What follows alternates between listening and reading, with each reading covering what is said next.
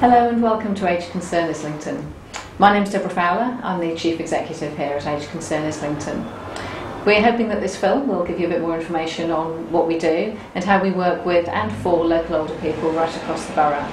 We provide not just a range of services that help to support people, but also all kinds of interesting activities and things that people can get up to, which help them contribute to the local community and lead fulfilling lives in their later years.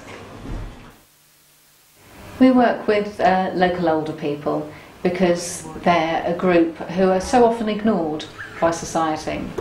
Very often people might have worked long and hard to support their country, to support other people, to support their families throughout their lives. But then sometimes it seems as though they're just chucked on the scrap heap. She had a shop. She had a sweet shop.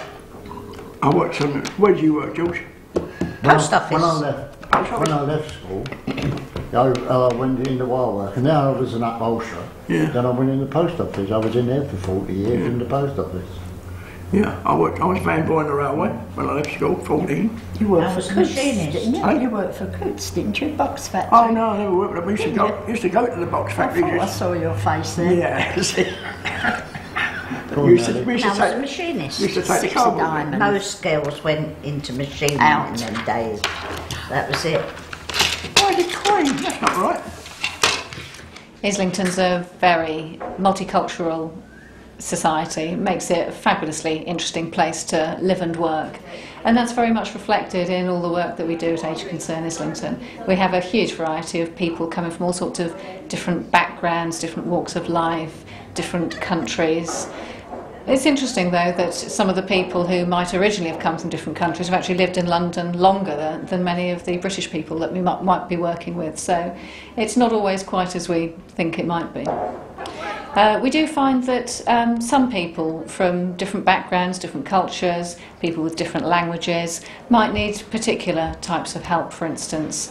Not everybody can use English as well as everybody else, and we might give support there. Age Concern is not only doing the classes for English classes for elderly people. Besides this, they are doing a lot of other work. They are helping for welfare rights, and they are filling the forms, and they are helping for insurance, and so many other things. One of the things that strikes people as they get older is that quite often they can be surprised as they start to slow down, because we all feel 18 at heart, don't we? But sadly, sometimes our body tells us that actually that's not quite true anymore. I think one of the things that people find, particularly for instance after a fall or a period in hospital, is that actually suddenly things change. Year 2000, I had a cardiac arrest, and then since then I started coming over here.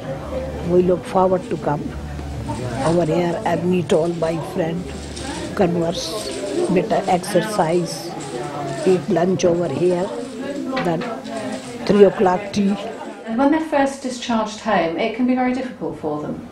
They may think that they'll be fine, they're keen to get home and perhaps excited about it, and then they get home and find that, okay, maybe they're not sick enough to be in hospital still, but they're not really quite well enough to do everything that they used to be able to do around the house at home. We are an essential service. A home from hospital service is an essential service, and every borough should have not just one of home from hospital service, but a whole range, because when people are in hospital, they might have a lot of care going on for whatever problem it is that they're in the hospital for, and then they're sent home by an ambulance, a cab, relatives take them home, and that's it.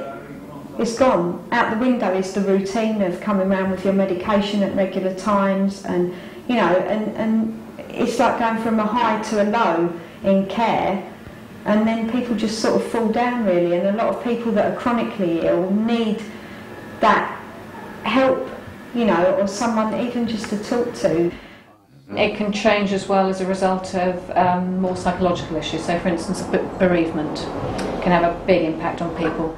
When you get home and you're on your own and there's no one there, Go back to the old routine, you do need family and friends and, you know, times, but there's that lonely bit in your flat, you know. Yeah, very nice. Horrible. I just put the music up. 3 and 6, 36. people often find and are surprised to find that retirement can come as something of a shock to them. People might have been very active, busy all their working life, and they're looking forward to retirement, and then suddenly it hits them, and actually they can be quite knocked back by it and find that they no longer feel valued by society or even by themselves. And one of the things that we try and do is work with people to ensure that they realise that they are valued. They've still got a very valuable contribution to make to the local community. We're interested, amongst other things, in intergenerational work. So, for instance, local volunteers go into schools and help local children with their education, particularly reading and maybe basic maths. And that can be wonderful for the local children. A child said to me last week, she said, "What is your role in the school? Because I'm senior all the time, a senior."